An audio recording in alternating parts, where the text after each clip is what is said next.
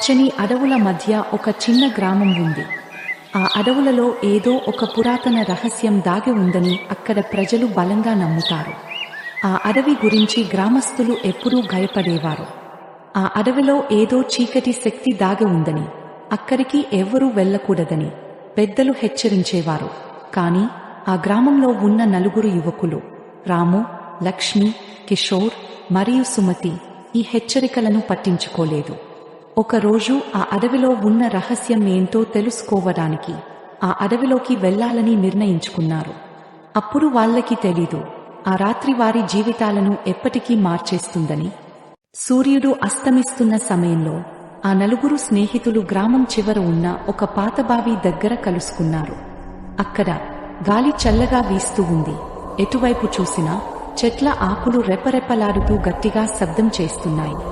అప్పుడు రాము ఉత్సాహంతో, ఏమంటావ్ కిషోర్, నీకు నిజంగా ధైర్యముందా? ఆ అడవిలోకి రావడానికి? అక్కడ ఏమీ ఉండదు, అంతా పెద్దలు చెప్పే కట్టు కథలు.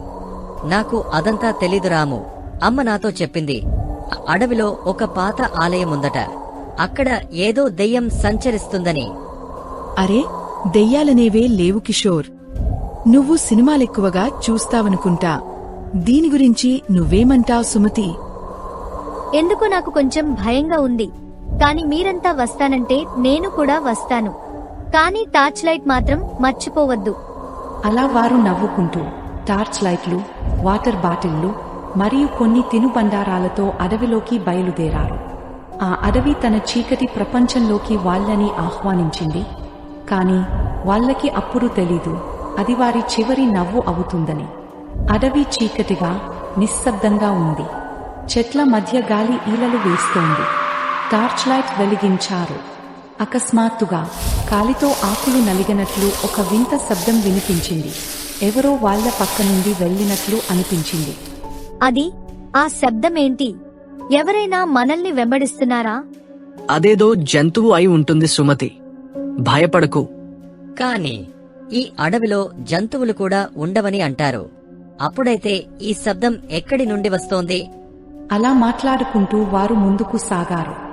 అడవి మరింత దట్టంగా మారింది. హఠాత్తుగా వారి టార్చ్ లైట్ ఒక పాత ఆలయంపై పడింది. దాని గోడలు పగిలిపోయి బురదతో కప్పబడి ఉన్నాయి. ఆలయం లోపల నుండి చల్లని గాలి వీచింది. దాంతో వారి శరీరం గజగజలాడుతూ వణికింది. ఇదేనా అమ్మ చెప్పిన ఆలయం? ఇక్కడ ఏదో తప్పు జరుగుతున్నట్లనిపిస్తోంది. ఏమీ లేదులే లక్ష్మి, రండి లోపలికి వెళ్దాం. ఏదైనా నిధి దొరుకుతుందేమో.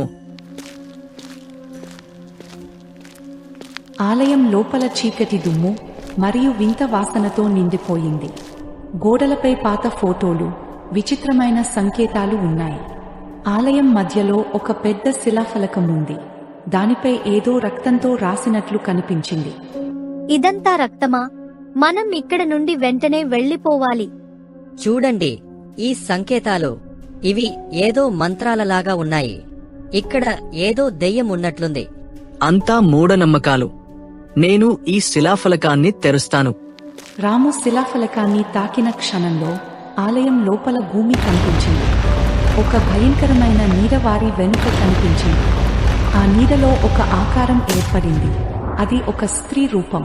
ఆమె జుట్టు గాలిలో తేలుతోంది. మీరు నా ఆత్మను నిద్రలేపారు. ఈ ఆలయం నా సమాధి. ఇక్కడికి వచ్చినవారు ఎవరూ బయటకు వెళ్లలేరు. మేము చాలా పెద్ద తప్పు చేశాము. దయచేసి మమ్మల్ని వదిలేయండి. మీరు నా శాపాన్ని తీసుకోవాలి. లేకపోతే మీరంతా ఈ అడవిలో శాశ్వతంగా చిక్కుకుంటారు. వెంటనే 4 భయంతో ఆలయం నుండి పరుగెత్తారు. కాని వాళ్లు వచ్చిన అడవి దారి మారిపోయింది. చెట్లు కదులుతున్నట్లు, దారులు మాయమవుతున్నట్లు అనిపించింది. ఆత్మ వారిని వెంబడిస్తోంది. ఆమె నవ్వు అడవంతా ప్రతిధ్వనించింది. మనం దారి తప్పిపోయాం. ఈ అడవి మనల్ని బయటకు వెళ్లనివ్వడం లేదు. మనం ఎందుకు ఇక్కడికి వచ్చాము? ఇప్పుడు మనం చనిపోతామా? నాకు చావాలని లేదు. ఇదంతా నా తప్పే. నేను మిమ్మల్ని ఇక్కడికి తీసుకొచ్చాను. కాని ఏదో ఒక దారి ఉండే ఉంటుంది. అలా వారు పరుగెత్తుతూ ఒక చిన్న గుడిసెను చేరుకున్నారు. అక్కడ ఒక ముసలామె కనిపించింది. ఆమె చేతిలో ఒక పుస్తకం ఉంది. దానిపై విచిత్రమైన సంకేతాలు ఉన్నాయి. మీరందరూ ఆ ఆత్మని నిద్రలేపేరా? మీరు చాలా పెద్ద తప్పు చేశారు. సరే, భయపడకండి, ఒక మార్గం ఉంది. ఈ పుస్తకంలోని మంత్రం చదివితే ఆత్మ విముక్తి పొందుతుంది. కాని ఒకరు ఇక్కడే ఉండాలి, ఆ ఆత్మకు బదులు.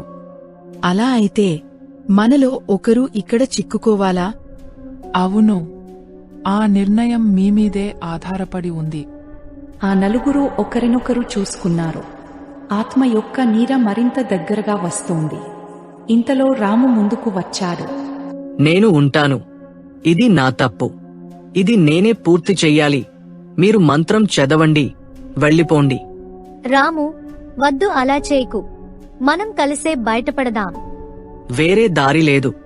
దయచేసి నా కోసం మీరు ఇక్కడి నుండి వెళ్ళండి. ఇక చేసేదేమీ లేక కిషోర్ మంత్రాన్ని చదవడం ప్రారంభించాడు. ఆలయం లోపల నుండి ఒక భయంకరమైన అరుపు వినిపించింది. ఆత్మ కనుమరుగైంది. ఆలయం కూలిపోయింది. మిగిలిన ముగ్గురు అడవి నుండి బయటపడ్డారు. కాని రాము ఆచూకీ లేకుండా పోయింది. గ్రామస్తులు రాము గురించి ఎన్నో కథలు చెప్పుకున్నారు. కొందరు అతను ఆత్మతో ఒకటైపోయాడని, మరికొందరు అతను ఇంకా అడవిలో సంచరిస్తున్నాడని చెప్పారు. ఆ అడవి ఇప్పటికీ నిశ్శబ్దంగా, రహస్యంగా ఉంది.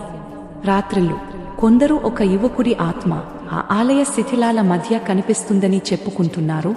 మీరు ఎప్పుడైనా ఆ అడవి లాంటి ప్రదేశాల దగ్గరకు వెళ్తే జాగ్రత్త. ఎందుకంటే కొన్ని రహస్యాలు ఎప్పటికీ బయటకు రావు, కానీ అవి మిమ్మల్ని వెంటాడుతూనే ఉంటాయి.